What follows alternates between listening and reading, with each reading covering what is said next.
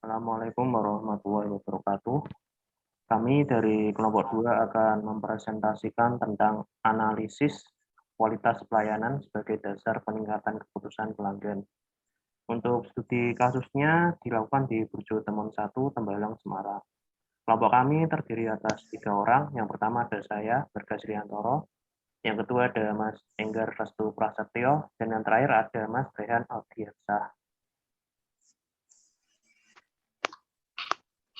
Untuk profil usaha sendiri dapat dilihat di slide, yaitu nama usahanya adalah Warung Makan Indomie Burjo Temon atau biasa disingkat Warmindo Burjo Temon. Untuk alamatnya sendiri terletak di Jalan Gondang Timur 2 nomor 1115, Kelurahan Bulusan, Kecamatan Tembalang, Kota Semarang, Jawa Tengah dengan kode pos 50277. Untuk Burjo Temon sendiri merupakan usaha yang bergerak di bidang food and beverage dengan produk unggulan variasi masakan Indomie seperti mie tek-tek, mie dok-dok, mie kornet. Selain menu Indomie, tersedia banyak menu makanan lain seperti magelangan, omelet ayam, bumbu Bali, dan masih banyak serta berbagai minuman seperti teh tarik, gudai, susu jahe, kopi susu, dan masih banyak lagi.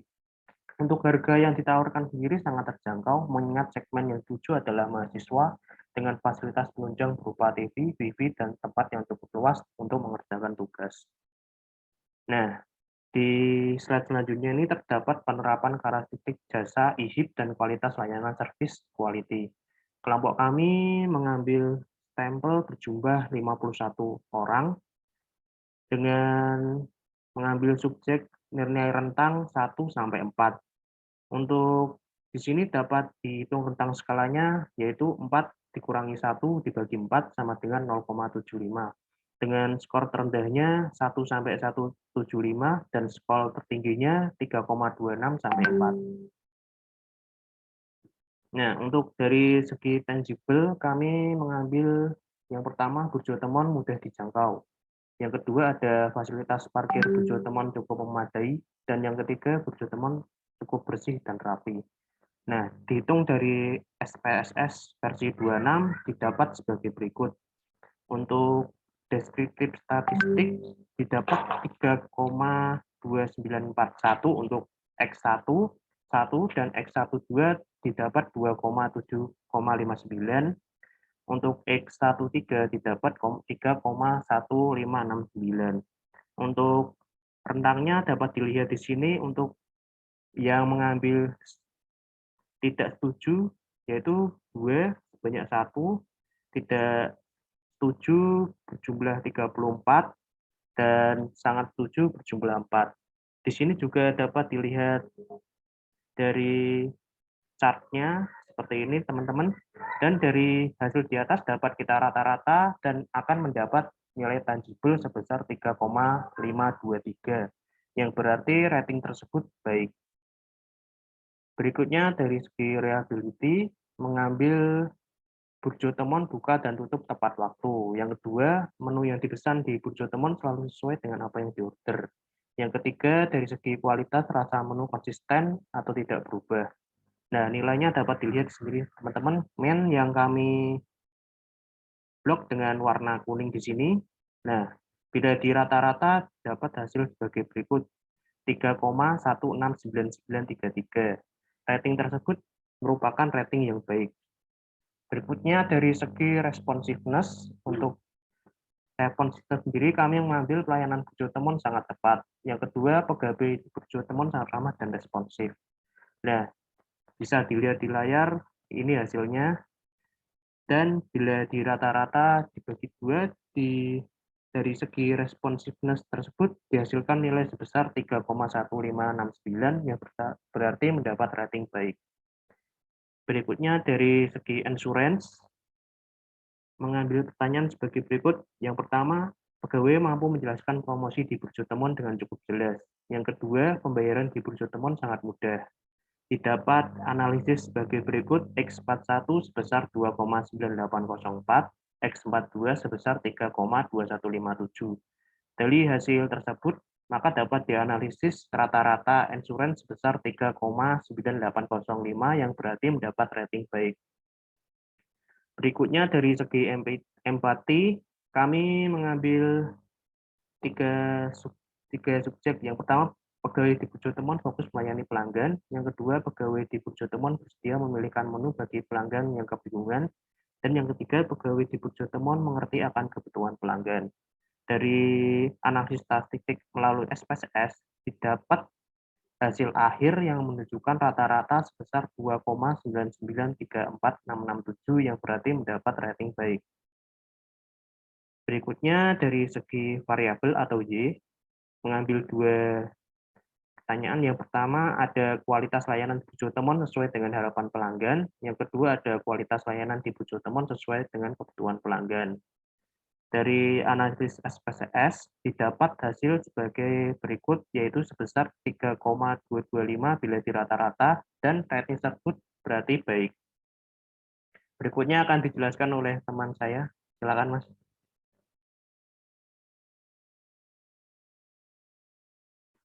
Ya, saya akan meneruskan dari Mas Bagas. Terus dari segi analisis layanan atau jasa, untuk tangibility memiliki tempat yang nyaman dan bersih, terus memiliki toilet, dan memiliki menu yang jelas, brosur menarik, terus tempat parkir cukup. Dari segi reliability, jam buka Burjo Temon adalah 24 jam. Terus kesesuaian menu yang dipesan. Terus yang ketiga, kualitas rasa sesuai dengan apa yang dibayarkan. Terus dari segi responsif, yang pertama respon sangat cepat. Terus yang kedua, pelayanan yang cepat. Terus dari insurance, pembayaran yang mudah dan aman, serta pelayanan yang dapat dipercaya. Terus dari segi empati, memberikan pelayanan yang baik dan ramah, serta menyediakan fasilitas seperti TV, WiFi, dan musik. Terus dari penerapan STP pada jasa Burjo Temon. Untuk segmentasi Burjo Temon, produk Burjo Temon ini bisa dikonsumsi untuk semua kalangan, namun segmen utamanya adalah mahasiswa dan karyawan, serta ojol yang bilang Burjo Temon memiliki kategori segmen kalangan menengah bawah karena harganya sangat terjangkau dan menawarkan tempat dan fasilitas seperti WiFi yang dibutuhkan konsumennya.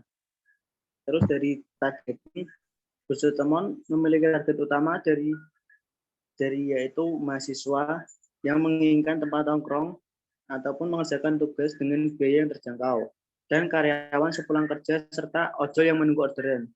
Terus hasil pendistribusiannya adalah untuk bisa diakses melalui GoFood, GrabFood, dan ShopeeFood. Untuk memperluas target penjualan dan meningkatkan omset, serta sudah terbukti terutama di saat pandemi dalam menjalankan usaha. Terus dari positioning, Burjo Temon menawarkan tempat yang nyaman, layanan WiFi, TV kabel, dan jam buka yang 24 jam, yaitu sangat-sangat membantu untuk mahasiswa. Setelah itu, sangat sesuai untuk kebutuhan mahasiswa yang kadang harus mengerjakan tugas sampai lembur, maka tidak heran Burjo Temon memiliki tempat khusus di mata pelanggannya. Terus Mas, penerapan marketing mix 7P pada Burjo Temon. Dari produk, warung makan yang nyaman dan bersih. Terus yang kedua, rasa yang enak dan menu yang bervariasi. Terus yang ketiga, pelayanan yang ramah. Terus yang keempat, bahan yang digunakan higienis. Dari price adalah harga memiliki cita rasa yang enak dan memiliki harga yang murah. Ya untuk kalangan mahasiswa sih. Terus yang ketiga, kedua, bisa bayar nanti atau kasbon untuk konsumen tetap. Terus yang ketiga, memberikan diskon GrabFood, GoFood, dan ShopeeFood. Terus yang ketiga, place. Punya tempat, akses usaha mudah dekat dengan kampus. Terus yang kedua, tempat usaha strategis karena dikelilingi area kos-kosan dan perumahan. Terus yang ketiga, tempat cukup tenang karena tidak terletak di pinggir jalan yang besar. Terus dari segi promosi, dari mulut ke mulut. Terus kedua, iklan media sosial di Instagram. Ketiga, MMT dan promo potongan diskon di aplikasi online food. Terus yang ke-13, penerapan marketing mix tuju pada pertemuan yang kelanjutannya proses di dalam jual beli yang mudah. Konsumen bisa langsung datang untuk membeli maupun memesan lewat online food seperti GrabFood, GoFood, dan yang terbaru adalah ShopeeFood. Terus people, Burjotemon memiliki karyawan yang ramah dan cepat dalam melayani pelanggan serta dapat diajak bercanda seringkali sehingga menghibur untuk konsumen ketika membeli. Terus physical evidence, memiliki banner menu warna merah dan font cukup jelas sehingga memudahkan pelanggan dalam memilih menu serta memiliki pencahayaan lampu yang terang di malam hari. Selain itu didukung dengan fasilitas wifi dan kabel. Terus setelah ini dilanjutkan oleh Mas Rehan Aldiansah.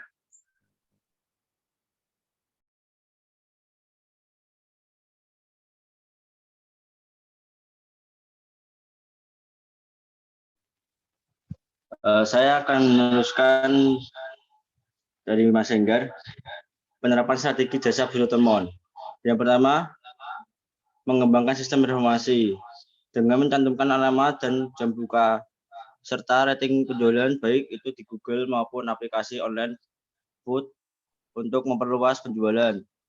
Karena tidak dipungkiri apalagi di masa pandemik agar membantu dalam pemasukan omset usaha. Yang kedua, menerima masukan konsumen. Dengan menerima masukan akan menjadi bahan evaluasi untuk menjadi lebih baik untuk kedepannya. Yang ketiga, pelayanan yang humble. Dengan memberikan pelayanan yang humble dan ramah akan membuat konsumen nyaman dan akan sering datang lagi ke depannya. Yang keempat, menindaklanjuti layanan. Melakukan peningkatan yang dirasa kurang dan selalu akan menanggapi keluhan dari konsumen serta terus berusaha lebih baik lagi. Selanjutnya, kesimpulan, dengan menggunakan metode penelitian deskriptif kualitatif menghasilkan kesimpulan bahwa kepuasan di Warmindo Burjotemon sudah dapat memenuhi kepuasan, kebutuhan, dan harapan pelanggan. Untuk dimensi yang lebih baik ditingkatkan adalah tangible dan empati. Selain itu, bahwa secara keseluruhan sudah mencapai kategori baik.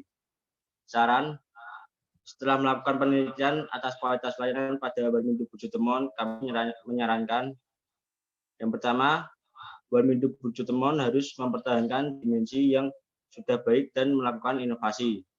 Yang kedua, Warmindo Burjotemon harus meningkatkan kualitas layanan pada dimensi tangible dan empati. Sekian dan terima kasih. Sekian kami tutup presentasi kami pada hari ini. Nah, ini gambar dokumentasi kami pada saat di warung makan Burjotemon. Saya tutup. Wassalamualaikum warahmatullahi wabarakatuh. Waalaikumsalam warahmatullahi wabarakatuh.